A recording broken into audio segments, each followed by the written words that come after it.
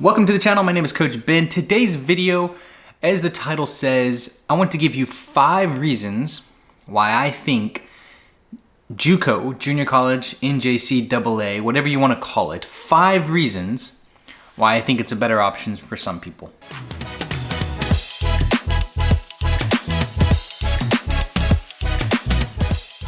So I wanted to give you 5 reasons why I think JUCO, junior college, community college, whatever you want to call it, is a better option for some people when they're looking to play at the next level. Now, these 5 are my personal picks. There's a lot of reasons why you should or should not play a JUCO depending on your level, but these are some of the reasons I want to share with you. Again, these are just my personal 5.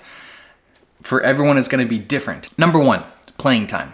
So depending on your level, obviously, and the amount that you've been recruited, the playing time is going to vary greatly, right? If you're recruited as a freshman going to, say, a big powerhouse school, the chances of you getting a lot of game time in your first year are very slim unless you're just one of those freak athletes that you were recruited because you're going to take someone's spot. Like, you're just that good. 99% of the time, you're not really going to see the field, but for maybe a couple minutes every game, maybe some scrimmages in the spring season. So playing JUCO, especially as a freshman and sophomore, you're going to have a better experience because you're going to be seeing the field a lot, especially if you're one of the more heavily recruited athletes to the JUCO school in that sport, because the way JUCO works is you have freshmen, sophomores are out after 2 years, obviously, so they're going to bring in people because they want that high competition and they want to not drop in any level. So they want to bring in people that are going to, bam, hit the gates running, and they're going to have instant impacts. So in terms of playing time and on the field in the minutes, I think you're going to have a better chance at a JUCO than you would at a division school or maybe an NAIA school that already has players that are considered senior players or mature players that have been there for a few years and that know the style of play. Coming in, trying to make that instant impact, it's going to be kind of hard. At JUCO, it's a little bit easier to get your foot in the door and actually make an impact. Number 2 is costs and scholarships, right? So this can kind of be both in terms of the cost that you're going to pay to JUCO college and also the scholarship that you're going to receive, but it can also be applied to four-year schools if you were to go there. So the cost at JUCO or community colleges is typically significantly lower and cheaper than four-year schools or private four-years, especially private four-year schools. So the cost you're going to pay out of pocket is going to be significantly lower, and you won't be forced with that decision right off the bat of, say you want to go to this big school and they're recruiting you, but maybe they're not offering you a big enough scholarship for you to take it. But you could go to a junior college where you may pay little to nothing and you're almost guaranteed playing time. So it really comes down to your own preference. But costs is significantly cheaper versus 4-year to JUCO. Obviously, some states you don't even pay for junior college, depending on your situation. And then you look at the scholarships. Obviously, if you're going to go to a 4-year school, a private school, scholarships are going to be a little bigger and a little more readily available. But typically, if you go to a junior college, there's going to be like a state scholarship that you can receive. There's going to be financial aid. There's going to be grants. So receiving a scholarship to go to a junior college will eat up a lot of that cost. So your out of pocket cost will be significantly lower versus if you go to a 4-year school where you're paying $8,000 a year, $10,000 a year or something, and you're only getting maybe $1,000 or $2,000 in scholarships or grants or financial aid, versus if you go to JUCO, maybe you're paying $3,000 a year and you're getting 1 to 2. Obviously, that's just a very, very raw and not unrealistic example, but you just need to look at the costs that you're going to pay out of pocket, the costs of total 4 years, and then the scholarships that either you have received, you haven't received, or what you may get, okay? Number 3 is development. If you go to a JUCO, development is 50-50 in my opinion because you only have 2 years. However, going to a JUCO in the beginning, I think gives you a faster development because you're playing those 1 to 2 years and you're playing competitive nonstop. You're involved in those games. You're not sitting on a bench where your only interaction to the sport is in training or you get like the last 5 minutes. So I think in terms of speed of development, I think at a JUCO, you will surpass that one kid at a D1 school that's sitting on the bench and it's only playing in practice. So in terms of like that competitive edge, you will have that at a JUCO because you're playing week in and week out.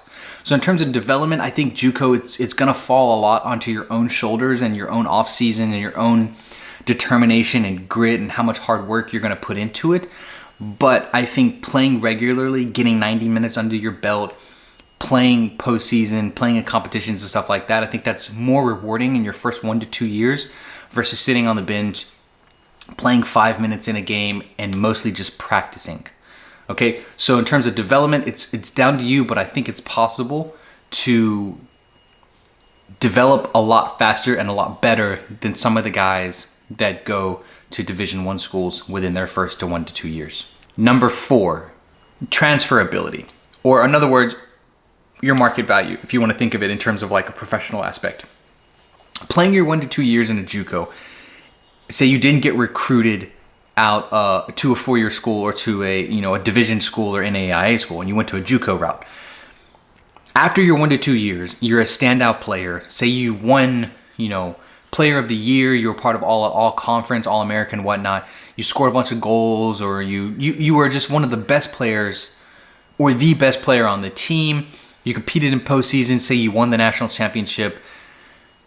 That right there, even though you weren't recruited as a D1 or a division athlete out of high school, your market value and your transferability is now double or triple in terms of what you can offer a division school. So now you're more likely to transfer to a division school, Division I school, if you're that good. In my junior college, our striker, he transferred to the University of Cincinnati, which is a Division I program. But he was all conference. He was, one of the players of the week almost regularly. He was voted best athlete at the school and the sport. He scored lots of goals. So his market value versus high school versus 2 years at JUCO and what he could offer a division school was so much more that now he was receiving offers. So I think if you go the JUCO route and you take your development into your own hands and you're really pushing yourself and you're really working hard, market value will be so much higher versus when you're in high school and maybe you weren't receiving a lot of offers. So going the JUCO route, but it's one of the easier, more effective ways of playing at the higher level, okay? Number 5, classes. So the good thing about a JUCO, you're able to take a lot of like the prerequisites for a lot of degrees, your basic classes, your English, your histories, your science, your maths. But the best part about the JUCOs is your class sizes are typically a lot smaller, maybe max 30 people in a classroom, versus if you go to like a big state school or a big public school where you're looking at 200 to 300 kids in that class. In terms of going from high school to college, having a smaller classroom size where you're able to have a little bit of a one-on-one with your teacher and they know your name and they can hold you accountable, I think is a lot better than going to one of these mass auditoriums where the teacher will never know your name. You're just a grade. So I think from transitioning from high school to junior college to college, having class sizes where you're slowly getting a little bit bigger, I think is the right way to go. Going from high school, maybe you're 20 in a class, to junior college where you're 30, to high school to 4-year college maybe where you're 50. So I think that's a good transition and a good balance, and another reason why I'm a big advocate of the JUCO route. Your overall college experience will be so much better. And the reason I say that is because with smaller classes, a smaller campus, a more one-on-one approach because of your class size, being exposed to a higher competitive environment when you come from high school to even junior college, it's a good experience in order for you to transfer to a 4-year school. I think one of the reasons why kids burn out or quit is because they go from high school, which is kind of a small experience, to a big school where now they're succumb and overwhelmed by all of this, college experience where the class sizes are too big. Maybe there's a lot of stress. Maybe they're not doing well in the program or their program of study. Maybe they're not starting on the team. There's a lot of these other factors that I think starting at a smaller school, building a good foundation before you transfer, I think is so much more important than jumping the gun and just going to a D1 school and then maybe you're failing out or maybe you're just burnt out and you quit. So the overall college experience, I think, is a lot better at a smaller school, preparing you for something bigger. So I hope you guys enjoyed the video. Those are my 5 reasons why I think the junior college, JUCO, community college route is maybe a better option than going straight to a division school. And it's definitely a better option if you didn't get recruited. It's not the end, okay? Always reach out to junior colleges. There's a lot of good programs all across the country that can help you get to the next level, that can help you make that transition and that transfer to a 4-year school. Hope you guys enjoyed the video. I'll see you next time. Beep. Just kidding.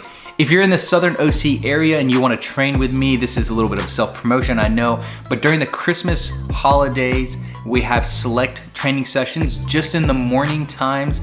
If you want to know more, email me, DM me on Instagram, or reply to the email down below on this video, and I'll be glad to set you up with a session. Glad to work you through with the spots that we have available. Hope you guys have a great day.